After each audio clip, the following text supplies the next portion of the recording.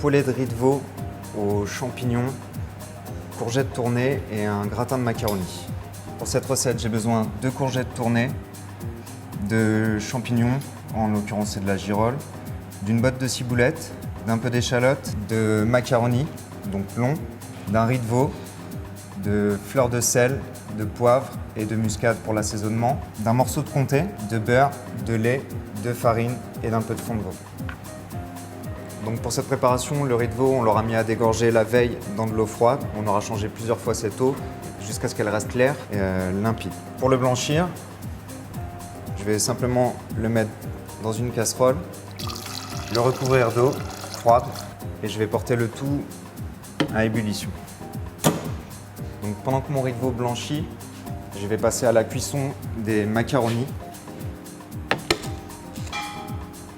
Donc un récipient évasé parce que les macaronis sont longs et que pour le montage, on va vouloir garder absolument cette longueur et sa forme. Une chauffante, bien salée. Pour une fois sur cette cuisson de pâte, on ne va pas mettre d'huile de corps gras dans la cuisson parce qu'on va s'autoriser cette fois-ci à faire des pâtes qui collent. Alors le riz de veau, ce n'est pas la cuisson complète. Ce qu'on cherche, c'est à le blanchir et ça va durer 4 à 5 minutes au départ de l'ébullition. Je vais maintenant arrêter la cuisson et je vais le plonger directement dans l'eau froide pour faire un choc thermique et arrêter la cuisson. Ma chauffante bout, je vais venir plonger mes macaronis et on va les laisser cuire quasi al dente. Donc voilà notre riz de veau rafraîchi. J'ai encore quelques petites peaux, même s'il a été préparé, j'ai encore quelques petites peaux que je peux enlever.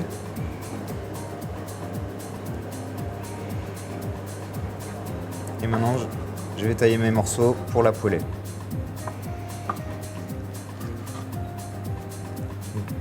Je vais pouvoir réserver mon riz de veau et revenir à la cuisson de mes macaronis. Donc là, ma cuisson est bonne. Tout simplement, je ne vais pas rafraîchir les pâtes parce que je ne veux pas qu'elles se figent. Je veux qu'elles soient encore manipulables. Je vais, plutôt que de les rafraîchir, je vais stopper un peu la cuisson en ajoutant de l'eau froide ou une poignée de glaçons pour pas non plus me brûler. Voilà, donc je rappelle que les pâtes sont chaudes. Attention à vos doigts. Je vais venir les placer bien droites et coller les unes aux autres.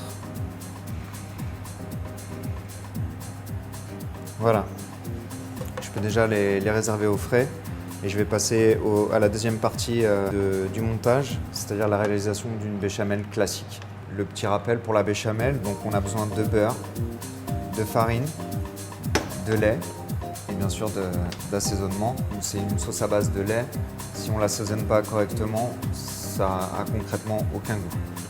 Donc on va commencer par faire un roux. Le roux, ça va être le mélange du beurre moussant avec la farine, donc à peser égal. Je vais commencer par mettre mon beurre à fond. Quand il va commencer à mousser, on va pouvoir incorporer la farine, donc ce qui va nous permettre de lier notre sauce béchamel, de donner la consistance. On entend crépiter, on voit qu'il commence à mousser, il n'est pas complètement fondu.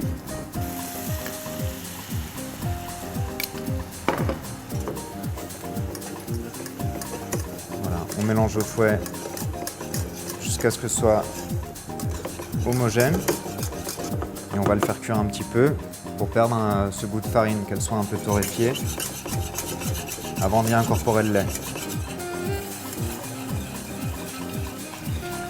Sur le principe, on va monter l'appareil à ébullition, on va voir la consistance changer, donc s'épaissir et on continue de fouetter afin que la farine n'accroche pas au fond de la casserole et d'éviter à la béchamel de brûler. Là, on voit déjà qu'elle épaissit là et qu'elle n'a pas encore bouilli. Voilà. Les premiers signes d'ébullition, on a quelques bulles qui se font. Donc on peut la sortir du feu. Je vais y ajouter de la muscade.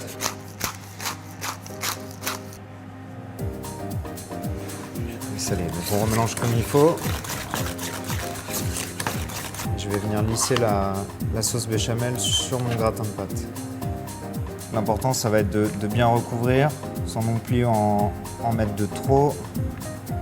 Voilà, donc pour terminer mon gratin, je vais prendre mon morceau de comté que je vais râper sur mon gratin. Essayer de le parsemer. Je vais venir le couper en deux. je vais le parer de l'autre côté pour avoir quelque chose de bien régulier et disposer celle que je vais utiliser tout à l'heure sur une plaque pour pouvoir les chauffer. Donc mes pâtes sont cuites, ça va aller très vite à réchauffer parce qu'on n'est pas sur quelque chose de très épais. Donc j'aurai juste à les passer en salamandre pour bien les gratiner. On va commencer par ciseler un peu d'échalotes. On va ciseler également un peu de ciboulette. Et on va détailler quelques bâtonnets qu'on va mettre de côté. Donc pour terminer cette poêlée, j'ai mes courgettes qui sont blanchies, donc légèrement cuites. Mes champignons, mes girolles qui sont déjà tombés une première fois. Je vais les assaisonner au poivre et au sel. Voilà, donc une poêle à chauffer, de la matière grasse.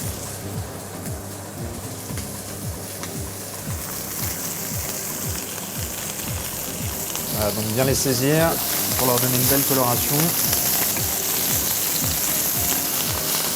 Le deuxième élément que je vais ajouter va être les girolles.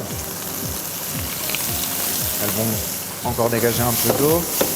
On voit qu'elles prennent leur coloration. Je vais pouvoir mettre mon échalote ciselée.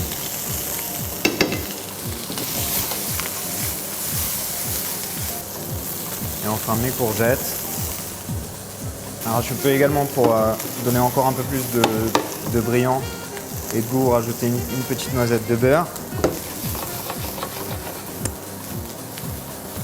Et là je rajoute mon fond de veau pour glacer ma poêlée.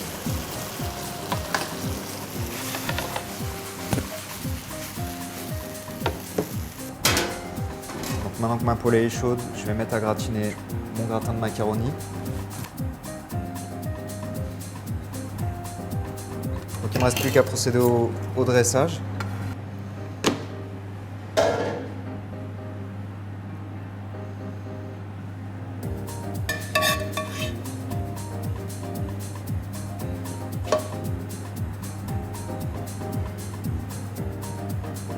Voilà pour ma recette du riz de veau poêlé aux girolles, aux courgettes tournées et son gratin de macaroni. Bon appétit!